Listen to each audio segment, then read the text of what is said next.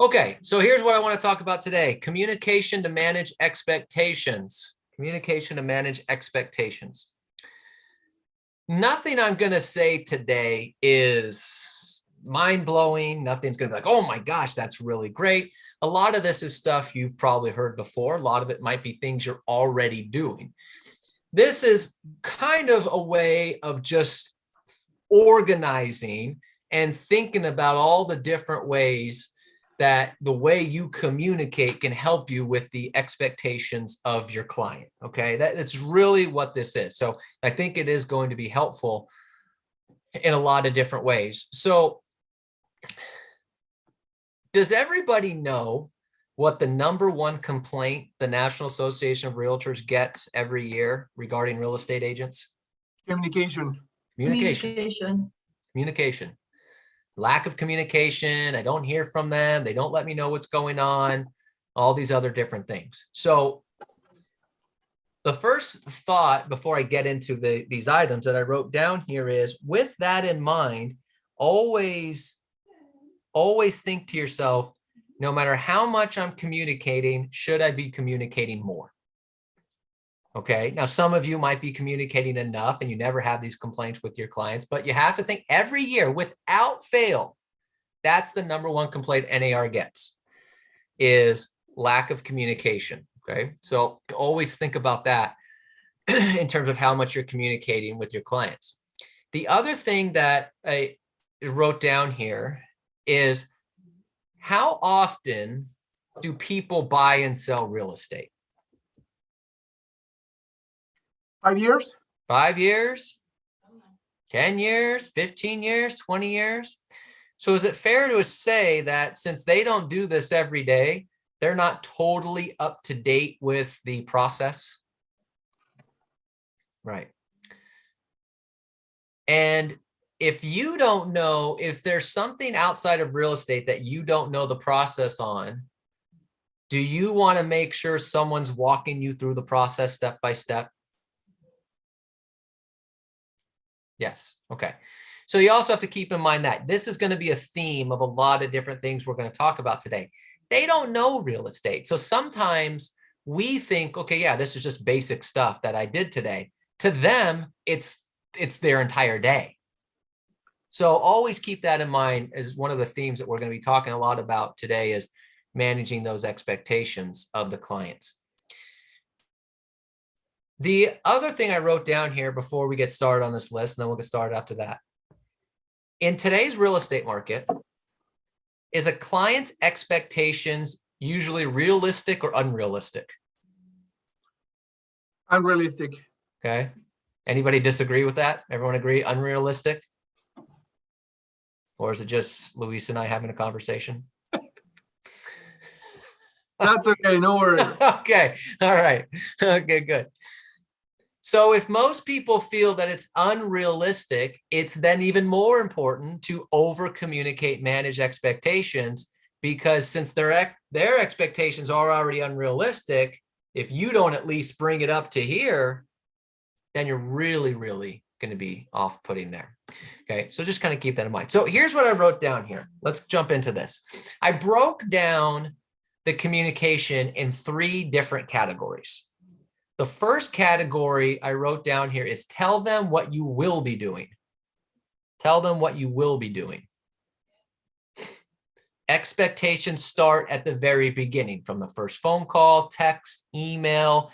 They're evaluating you and assessing your ability to manage their real estate process right from the very beginning. That's why Mike Ferry says this: when does the listing presentation start, according to Mike Ferry?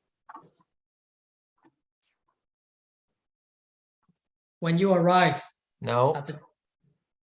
When does the listing presentation start? The minute you meet them. Prequel. The minute you meet them. We're getting closer. When you're in your car. When you walk out the car. No. The conversation started? You're getting closer. When you arrive in your car. You're getting closer. All right, let me stop. You're getting closer, but you're not there. Mike Ferry says the listing presentation starts when you first get them as a prospect on the phone or the door. That's what I said, the minute you meet them. Oh, well, I thought you meant like meet them at the listing presentation. No, Okay. no, the minute you, That's when the listing presentation starts, because from that point forward, they're assessing you. They're evaluating you. They're checking to see, you know, how much I want to work with this person. So from the very first phone call, very first text, very first email, buyer or seller, that's when the process has started. Okay. Your first impressions matter. Right. And it's important to demonstrate your capabilities right from the start. So here's what I wrote down underneath what you will be doing. Number one, I wrote down, get to know your clients. Get to know your clients. Okay. So the line I put down underneath this is, at the end of the day, even though they are clients, they are also human beings with passions, goals, hopes, and fears. At the end of the day, even though they are clients, they are also human beings with passion, goals, hopes, and fears. Okay. If you don't take the time to get to know them a little bit, understand their expectations, understand their questions, their fears, their goals, you will have a hard time getting the perfect result with them.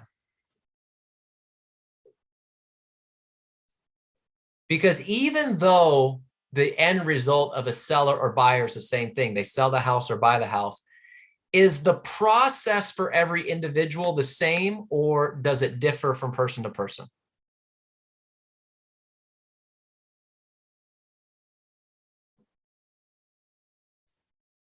I'm just going to put my head down. We'll just take a nap for the next 30 minutes. it's the same. It's different. Everyone has different needs. Everyone has different expectations. Everyone has a different way they want to do things.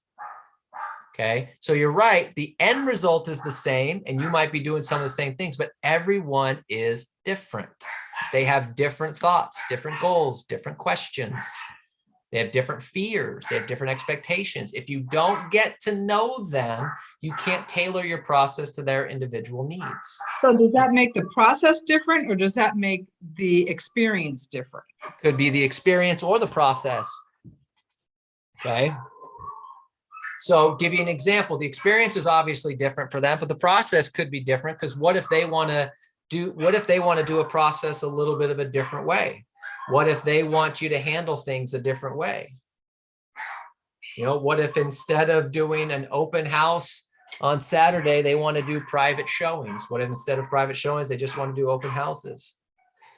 What if, what if they want to do stuff, what if they want to do staging? What if they don't want to do staging? What if they want to clean out the house, or what if they want to just keep their stuff in it? Process could be different for everyone, because they might have their own goals, own way of wanting to do things. So you have to understand what their fears are, their hopes, their goals, things along those lines. Okay. Okay. It may be business as usual for you, but it's personal to them because it's their biggest financial asset. So if you simply just hit them with, here's the process, see you later, then they just feel like a number. They just feel like a cog in the machine. Right. This is very, hold on one second. Hey. Christ almighty, it's like a circus at my house sometimes. All right, so it feels that same way. This is a prime example of a script that I hate. And if you use it and it works for you, great, but I hate it. Hey, Mr. and Mrs. Jones, it's Robert Hertel, Century 21. Look, I'm giving you a call because I made a promise that I would help 20 families this year buy or sell a home. And I'm just curious, who do you know that I can help? Sounds like every one of those people is just a number. So if you treat people that same way, it's not going to work. You're not going to manage their expectations. They're not going to work with you the same way that they would with someone else. The second thing I wrote down is discuss communication methodology. This is vitally important. Discuss communication methodology. Everyone has a preferred way of communicating. So, for example, let me ask you this. Okay, let me ask you this. Either unmute yourself or put it in the chat box. Would you rather be communicated by text, phone, or email? Phone. Okay, Phone. phone, Text. text, Text to me. text. Text. Okay, see, this Or- is, I see email in there. This is exactly my point. Everyone has different ways they want to be communicated with. Don't assume that your way of preferred communication is what they prefer, okay? Take the time to discuss preferred communication styles with them, okay? And dial in not only what will the primary form of communication be, what's the preferred frequency of the communication? So let me give you an example. I'm a phone person. When I'm discussing business, okay, whether it be a real estate, an investment that I'm involved in or anything like that, I want on the phone. That's what I want. So if you send me a text message that says, hey, Robert, this is what's going on with the appraisal on the property, I'm annoyed to no end. Like, this is a $600,000 property that you're getting paid, $30,000, $40,000 on, and you don't have the decency to call me to tell me what's going on with the appraisal. That's what goes on in my head. Doesn't make it right, but that's what goes on in my head. So now some people might be like, yeah, just send me a text message, give me an update. I don't really feel like being on the phone. Some people might say, just give me an email. The point is, you have to communicate. What is the preferred frequency of communicating? Preferred way of communicating and the preferred frequency. Easiest way to annoy someone is communicate in a way they don't understand. My dad, God bless his soul, 70 years old.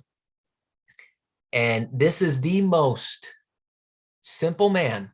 I love him to death. He's the most simple man in the world. Actually, I think he's a genius, because I think he didn't learn anything about technology. That way everyone else has to do the work for him. I think he did this on purpose. He's a genius. Okay. But he does not understand texting whatsoever. And it's actually kind of the fun game that every time I see him, I'm like, Dad, let me see your phone. How many text messages did you got? And he'll have like 15 or 20 text messages, and he'll have no idea how to open it, no idea to respond. And so people will send him things and be like, oh yeah, this was 3 months ago. Did you ever get back to them? Nope. Because he owns a roofing company, right? So if you text him, it's useless. He's never going to get back to you. So Hey, Robert, and do you ask how they prefer, to be to communicate, or you just ask them? Okay. Yeah, I was just asking. So hey, look, as part of this process, everyone's got a different preferred way of communicating. When I'm giving you updates and what's going on, do you want me to call you, email you, or text you? What's your preferred method? Now, there might be multiple things. Hey, if you're just giving me an update, just send me a text. If it's something like an appraisal, an inspection, or an offer, give me a call. Okay, cool. Figure out what's best for them. If nothing else, that's probably one of the biggest ways that we fail. Okay, so make sure you get their preferred method of communication. All right, number 3, clearly define the goals. Clearly define the goals. Okay. Hey, Rob, I'm so sorry to interrupt you in there, but I'm guessing, obviously they're like a little communication. You can ask them, what would you prefer, like text message, email, or whatever. Yeah. There are like things, for example, that I wouldn't even ask if they would like to email or text, or just go ahead and call them and just talk to them, because there are things that you cannot really to communicate any other way than just go ahead and talking to the person. Don't you think? Yeah, I mean, you could certainly do that. I would just let them know up front that that's what you're going to be doing. Okay. So it's a great point, because you're right. Look, again, I'm a phone guy. So I think a lot of things, if you don't have a phone, but what I would tell them is say, what's your preferred method of communication? They say text messages. Okay, I would say, okay, great. Now look, there are a couple things that I would probably prefer to be over on the phone, such as XXX next. Do you mind if I call you for those? Oh yeah. For those, that's fine. Okay, so that way, again, that we're all on the same page. So they say text messages, and then I call them and they're like, what are you calling me for? Like, I'm in the middle of my workday. Just send me a text message. So if you just clearly lay that out up front. And because it's a large financial transaction, they should be okay with it. Cool. All right, number 3, clearly define the goals. You can implement your goals much easier when everyone is on the same page. As an agent, you may think you know what the client wants. However, it doesn't hurt to discuss everything with them so that the goals are clearly aligned and expectations are in sync. So when we have a listing, what do we always assume that the seller wants? An offer? Or An offer, offers? right? What's their end goal? We say, oh, we have the listing. The end goal is what do you think what do we think they want? Open Get it sold. escrow? Escrow, but at the very end, what's the end result? Check The price. most money. The most money, the most money, right? We assume that, well, yeah, the seller wants the most money. I know that. And yeah, it's obviously it, but what if the seller wants a longer escrow and we get them and we're like, we'll get you an offer in 3 days. And they're like, well, actually, we kind of want like a longer escrow. We're not really ready to move yet. What if the seller wants a rent carryback? You know, what if the seller, wants to, is open to doing financing for the buyer? So we assume that, well, no, they want a home at the most money possible in the shortest amount of time possible. That's our instant thinking. You have to make sure you understand their goals, what they're looking to accomplish. I know a lot of people that if you gave them an offer in 3 days would panic. Oh my gosh, we're already opening escrow. It's like, whoa, we just got these offers. Like, give me a second to breathe. Or have you ever heard of a seller think that or heard of a person who closed escrow in 3 days think that, well, you undersold it? So you need to clearly define what the goals are. Don't always just assume that, well, they want the most amount of money in the least amount of time possible. Most of them that will work, but just define the goals. Number 4, produce a roadmap. Whether it's buying or selling, it goes without saying that you should have your process down in writing. Having a system ensures that no details get overlooked. And this is one of those points. Remember, we do this every day, but our buyers and sellers don't. So you might have it in your head. Well, yeah, this is the step, blah, blah, blah, blah, blah. I do this every day. A buyer and seller doesn't do this every day. They need to know the steps. Well, what's this? And then next, and then next, and then next, and then next. So write down the process. It doesn't have to be elaborate, but just write down the process. First, we're going to do this. So the first thing we're going to do is, I'm going to get the professional photographer out here to get your photos taken. And then once those photos are done, I'm going to upload the property into the MLS. And you just produce the roadmap. Produce the roadmap. Okay. Effective checklists serve as roadmaps to the clients. They help point them in the right direction while highlighting critical steps along the way. Okay. We frequently hear clients say, I'm so glad you have that on your list. It never crossed my mind. A client should never say, well, so when are we doing the appraisal? When are we doing the inspection? When do they have to remove contingencies? They should never ask those questions. You should have that written down as this is the process. Okay, produce a roadmap. Number 5, set a schedule. When will you start? What are the critical milestones along the way? Okay, make sure every key step has a deadline in writing that has to be signed off by the client. So let me give you an example. You really want to impress a client with expectations? Do this. So this week, Mr. and Mrs. Seller, this is what I'm going to do for this week. Okay. On Monday through Wednesday, I'm going to call around the area. And my goal is to make 15 contacts a day to your neighbors, letting them know that your home is listed and seeing if they know a buyer. Okay. And then I'm also going to send an email out to everyone in my database showcasing this listing to see if they know a buyer. That's about 150 people. And then I'm also going to have an email sent out to everyone in my company showcasing this listing. That's about 180 people. Okay. So here's what I want you to do on Friday. I want you to ask me if these 3 things were done. And then I will tell you if they were or not and what the results were. So Friday, they come along and say, great. So you said the schedule for this week is that you were going to make 15 contacts a day, Monday through Wednesday on my listing. Did you do that around the neighborhood? I did. I made 45 contacts. Okay. Here was the feedback, blah, blah, blah, blah, blah. You said you were going to send it out to your database. I did. Actually, I copied you on that email. Did you get that? Yeah, I did. Yeah, that went out to everyone in my database. If you got any responses, here are the responses I got. You said you were going to send it out to the company. Yeah, here I forwarded the email to you that went out to the company. If I got any feedback, here's what it is. So when are you going to start? What are the milestones? Give it a deadline, have it signed off by the client. That's huge. Now, if you're not going to do any of those things, please don't do that. Okay. Call me on Friday and ask me if I did these things. Don't do that if you're not going to do the work. What's the difference between a roadmap and a schedule? So good point. So a roadmap is just kind of a broad overview of what the steps in the process are going to be. Schedule is going to be a little more detailed as far as like the actual specific dates and things along those lines. So a roadmap might be step 1, this is going to happen. Step 2, this is going to happen. Step 3 is going to happen. A schedule might be, well, on this day, this is going to happen. And then 3 days later, this is going to happen. 17 days, that's when this happens, so on and so forth. Okay, so the roadmap's just a broad step-by-step what's going to happen. The schedule is more specific, right? So that is one of the ways you can really impress your clients. And then number 6, last point under this segment here is define feedback.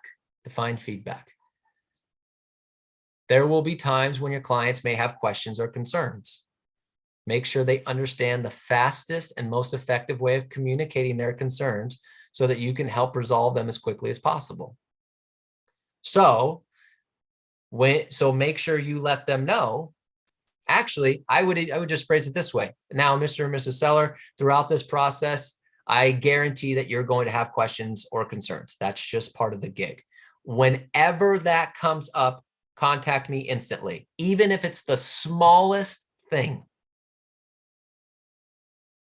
And then you tell them your preferred method of communicating. Send me a text message or send me an email or give me a phone call. And that way we can address this as soon as possible. Okay. But what I would also do on define feedback is give them a list of all the affiliates that are involved and what they can answer. Because does the seller sometimes have questions regarding holding title? Or buyer have questions regarding holding title? Could that question come up? Yes. Should they contact you? No. Okay, great. So I'm now down to, again, 1 person. So I'm here too. I'm sorry. I'm here. I'm here as well. That's cool correct. teeth, man. Come on.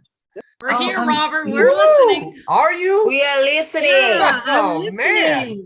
Yes. can't get My to the ear is mute like button. Dumbo. Like my heart is just kind of pounding like, man, am I on mute? Am I just not saying anything intelligent? Which happens sometimes. So I'm okay with that, but let me know. No, they shouldn't be contacting you about title. So when you define feedback, there will be times your clients have questions or concerns. Let them know, hey, look, if it's regarding this, the most fastest and most effective way is to contact me. But if it's regarding a title issue, fastest and most effective way is contact them directly. It's not contact me to then contact them to then contact you. Same thing with escrow, lenders, insurance, warranty. See, sometimes the best way of communication with your clients is to delegate the communication. The easiest way to screw up communication is to be the one that thinks that they have to do all the communicating. Well, if you have a lender issue, just give me a call. That's not profitable for anybody. Okay. All right. The second phase is this. Tell them what you are doing. First phase was tell them what you will be doing. This one's tell them what you are doing, right?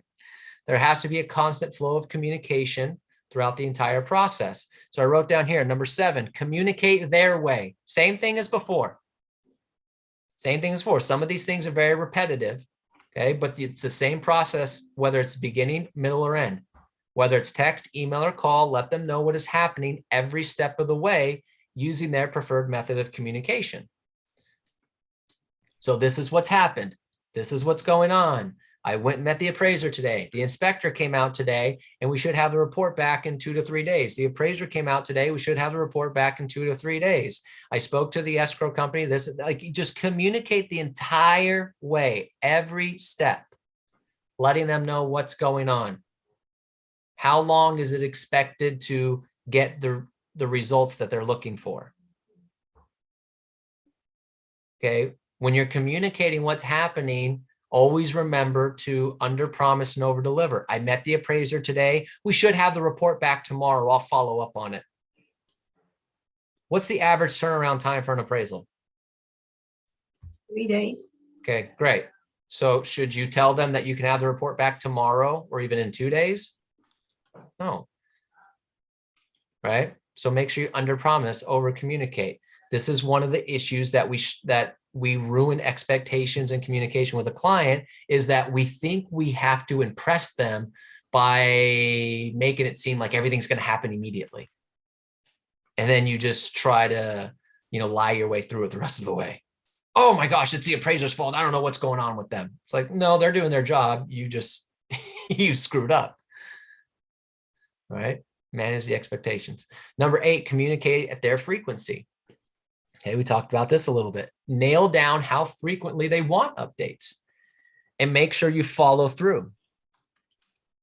Highlight and underline this next statement. It is impossible to over communicate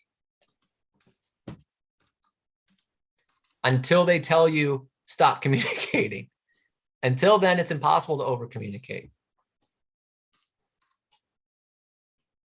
Okay, Cool. but figure out how frequent they want updates.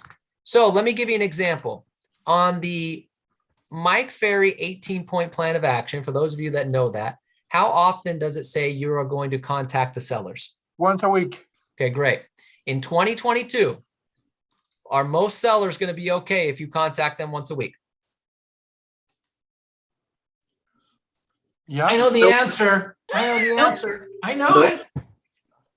I know the answer. What is it, Neil? Oh, I know the answer. They're gonna No. get fired if they only call once a week. Right. So exactly. So make sure that you're asking them, how frequent do you want me to communicate with you? Some people might say daily. Some people might say, oh, every other day. Some people might just say, look, whenever there's an update. You don't know. But don't go off of the old plan of action that, well, I'll call you every Friday between 1 and 2. That's not going to work, right? Especially in 2022. They think that their homes in escrow are about to be closed in 1 week. So figure out how often they want to be communicated with, all right? And make sure that you're communicating at that time frame, all right? If they say they want communication daily, then you communicate daily. This is part of the gig. Now, most people don't need communication daily if you ask for it, but most people also don't want to go 2 or 3 days without an update. Now, here's the thing. This is really important. You have to update them even if there's nothing to update. You have to update them even if there's nothing to update. One of the biggest things that you could do is like, well, I don't have an update, so I'm not going to reach out to them. Because if they don't hear from you, does their mind say, oh, well, nothing must be going on? Or do they start thinking the worst? Or start thinking worse. They start thinking the worst, right? Yeah. Oh my God, Robert didn't call me today. I was supposed to hear from him. I didn't hear from him. He didn't call me yesterday. Is there a problem? Oh my gosh, maybe there's an issue he's trying to figure out. What's happening here? What's going on? Oh my, that's where their mind goes. They don't go, he didn't call me. Must be nothing going on. No big deal. I'm sure he'll call me tomorrow. That's not what most people do. So even if there's no update, you have to update them. All right, number 9, share all milestones. Share all the milestones, okay? Clients need to know the next milestone to occur, and they need to be notified when it actually happens. Your client should never be calling you to ask if their transaction has closed. They should never be asking you, when is the appraisal being done? They should never be asking you, has the inspector gone out there yet? Okay. Make sure you're constantly communicating all the milestones in there. Remember the script that we have on the iBuyer that says there are over 50 touching points throughout a transaction. Did you know that? And some of you go, oh my gosh, how many 50 touching points? There can't be that many. There are, if you're actually updating them on every milestone. And reminders, right? Meaning, like, for example, an appraisal. Yeah. You say like it's gonna be in 5 days, the day before. Hey, just remember tomorrow's appraisal. I will be there, whatever, So just That's it. That's it. Simple as that. Tomorrow's the appraisal. It's at 2:00. I'm going to be there. Okay. You don't have to be there for that. I just want to let you know. And then tomorrow comes. Hey, just want to let you know the appraiser just left. I asked them what's the typical turnaround time. They said roughly 3 to 4 days. So, I'll keep following up on that for you. Just like that. Boom, done. And then, but after that, you say, and now the next thing is the inspector is going to be out here tomorrow. I'm going to meet them here at 11. Okay. Share all the milestones. And then number 10, I wrote down, talk about all the issues. Okay. Some agents are afraid to call their clients, fearing their response. That's why they send text messages and then turn their phones off and pretend that they're traveling that day. Nobody here would ever do something like that.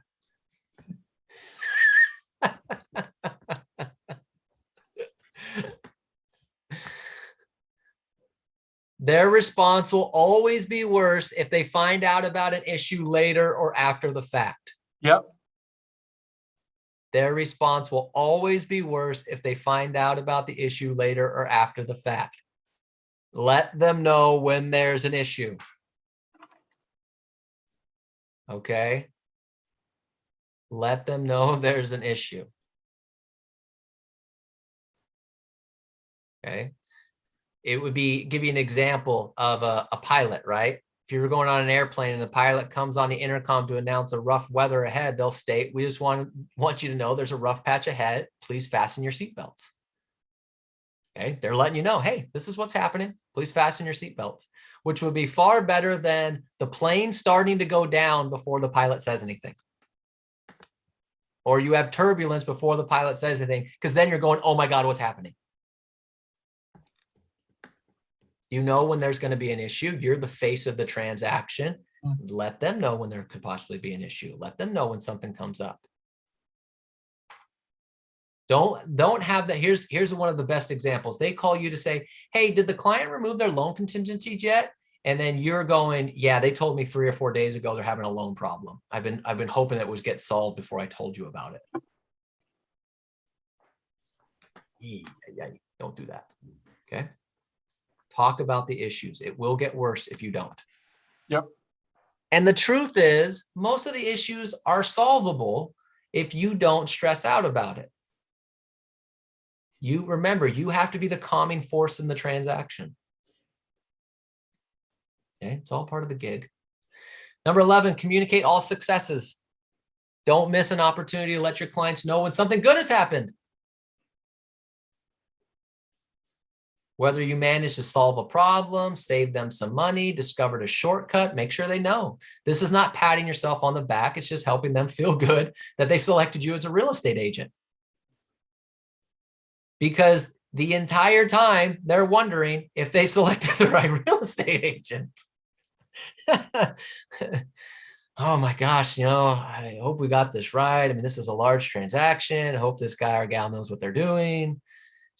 Every time they call me, it seems to be like a problem. So make sure you tell them when you solved a problem, you save them some money. Hey, wanted to let you know that I actually spoke to escrow and they actually have they're going to waive the notary fee. So, it's $150 in your pocket. Now you might be thinking, well, $150, I mean, it's a $600,000 deal. $150 is $150. Save them some money, solve a problem, discover a shortcut, whatever the case may be, communicate your successes. Okay. You need to let them know that you're doing a good job. You're working for them. Right. And then the same thing as we talked about earlier, solicit feedback. Always ask for feedback before, middle, and end. Always ask for feedback. Take notes. Make sure any issues are handled immediately.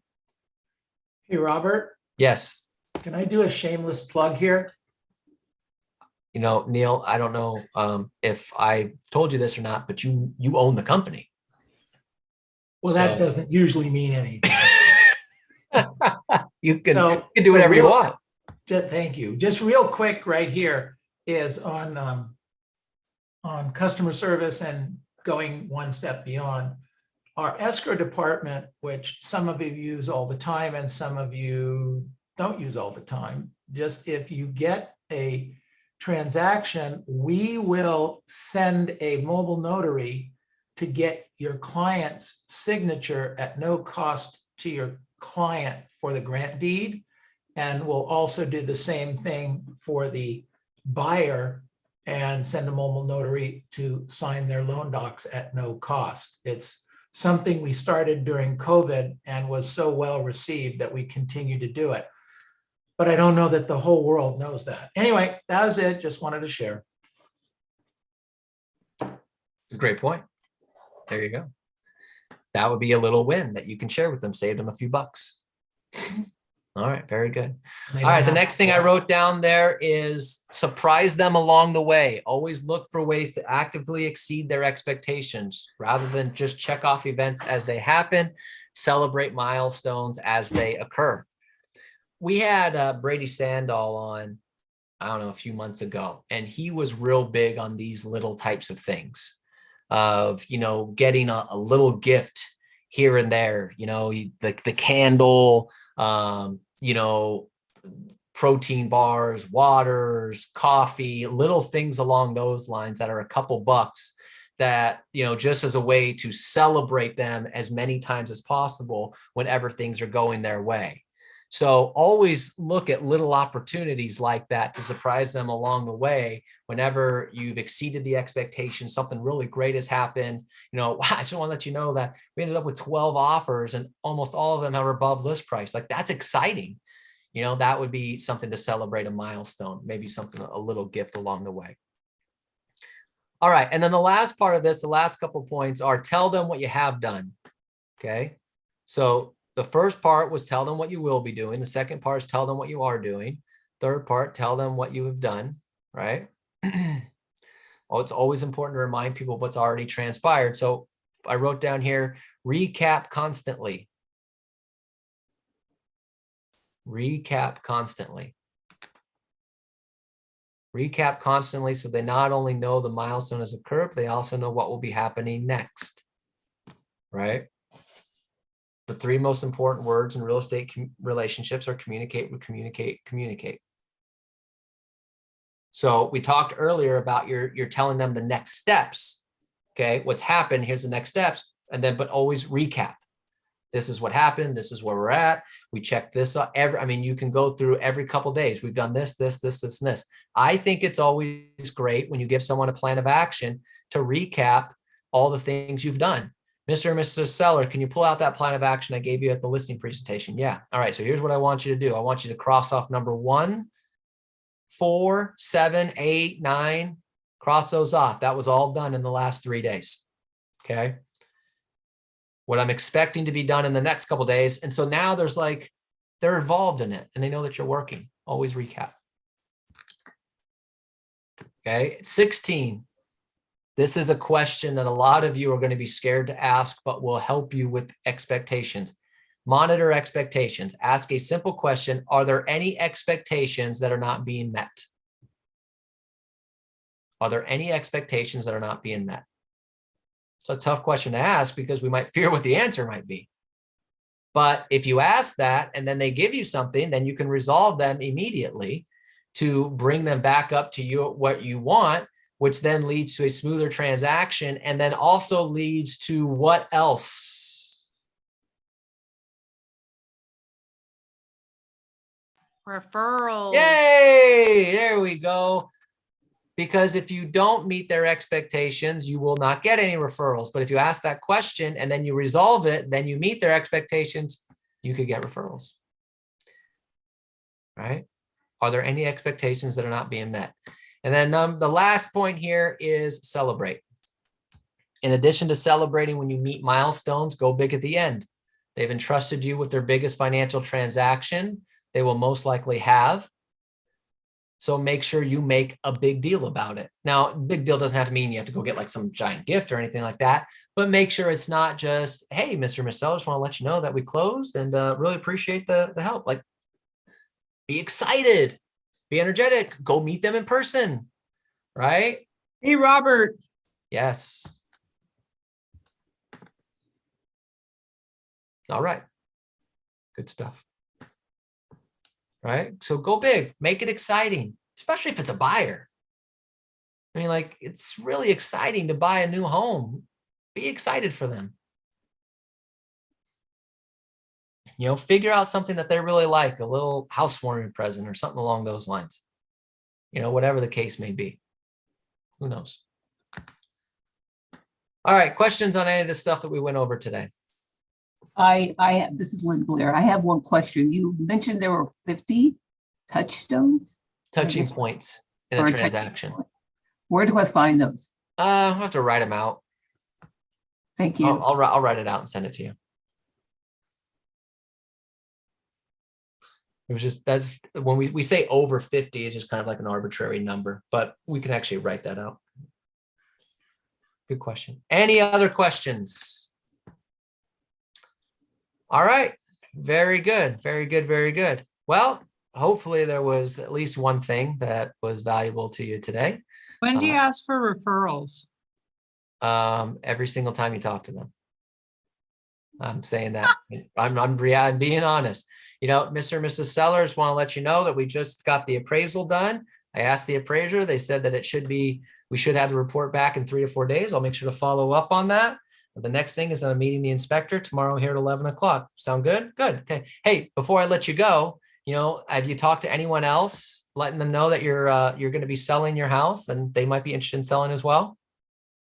No? All right, cool. Well, I appreciate it. Let me know if I can help. I'll do it as many times as possible. You just never know when that conversation is going to happen.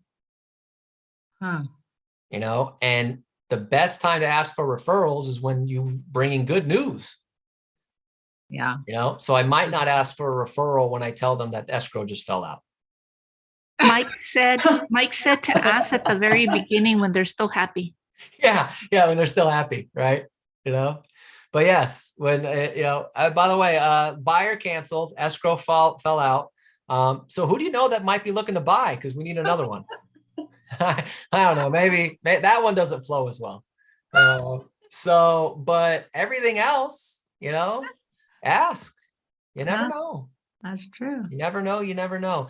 Here's the thing. And we'll wrap up with this because I'm over. Here's a really important to note in terms of the referrals. Everybody wants what everybody else has.